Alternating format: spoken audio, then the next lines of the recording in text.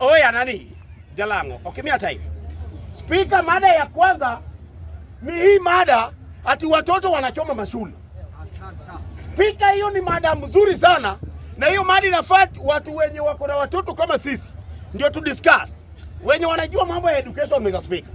Watoto sasa wanachoma mashule kwa sababu ya background mahali wametoka.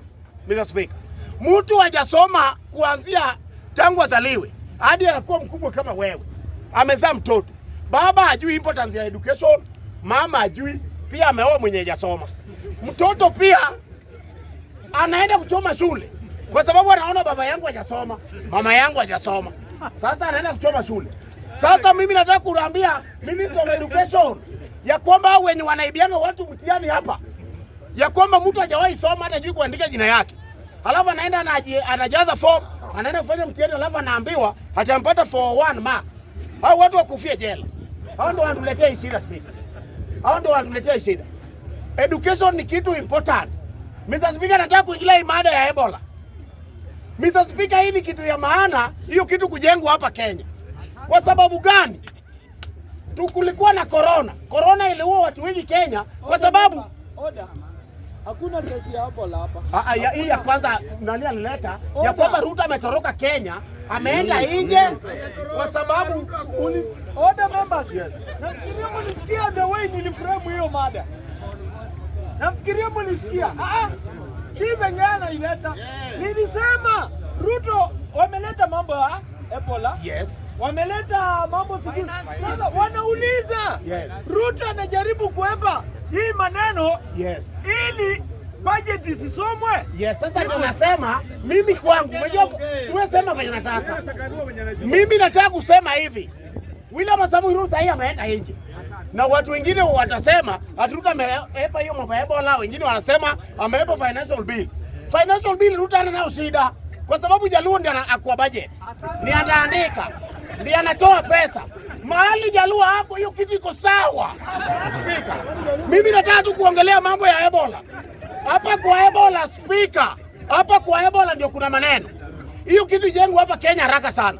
Kwa sababu hii mambo ya corona iliua wa Kenya kwa sababu hatukuwa tumejipanga. Sasa tunataka hizo manizi jengwa hapa Kenya, madaktari wajifunze jinsi ya kuzuia Ebola. Ndio wewe ukishikwa na Ebola upate kusaidiwa. Wewe utaki hiyo kitu jengwe na hauna kazi. Ebola itakuua. Ebola itakuua. Kwa hivyo Speaker, hii Kenya tuko na watu wenye wanafanya bure. Wenye hiyo Ebola ikikuja hapa Kenya, tunataka madaktari wetu wajengwe, hiyo hospitali jengwe hapa Mount Kenya. Mahali pa kutrain hao madaktari. Yes, hiyo ugonjwa ikikuja, hao madaktari wakishapewa dawa, wanachukua mtu mmoja pale wanatest nayo. Kama inafanya. Mchukue Rigathi Gachagua. Mtest nayo.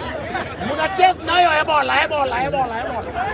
Mr. Speaker, na mkitaka kutest nayo mtu, chukua mtu mwenye ana tumbo kubwa. Ukidunga sindano hapa inamuua nusu huku. Speaker, Ebola ijengwe hospitali hapa Mount Kenya. Na mtu wa Ebola dawa ikishatoka kama wazungu, naonako wanatest kwa panya. Kwa sababu population ya Italy ni kidogo. Umejua wazungu kwa chache. Sisi Kenya tuko wengi. Kama hao wanafanya nini? Chukua moja. Test kwa Ebola. Hii inafanya nini hapa hii? Hii yote hii. William Samoei Ruto. Hii mtu hajawahi nunua hata sweet tangu asubuhi. Ushuru ya huu mtu unapata aje? Test na huu mtu wa Ebola. Huyu amesimama huyu. Kwa hivyo Speaker, watu wa kutest na Ebola ni kama hawa Speaker. Mr. Speaker, nikimalizia mada ya Kisumu. Speaker, nikimalizia mada ya Kisumu. Nimesikia mtu amekuja hapa na bagi imekaa kama bagi ya kubeba mafi kando yake. Anasema ati watu walibebwa na tingatenga. Speaker, nataka kusema hivi, wakati Raila alikuwa hai, alikuwa akienda na Mombasa rally, tulikuwa tunamfuata huko. Tulikuwa tunabebwa. Sasa hii Wajaluo kwa serikali. Rally ikienda Kisumu, Ruto anilipia Prado inibebe kama sapota yake. Wewe inakuuma na nini? Wewe mtu wa Mount Kenya unapiga kelele hapo. Ati nywele sosa alienda rally. Wewe amuka Muthurwa. Pesa yako tunataka inibebe.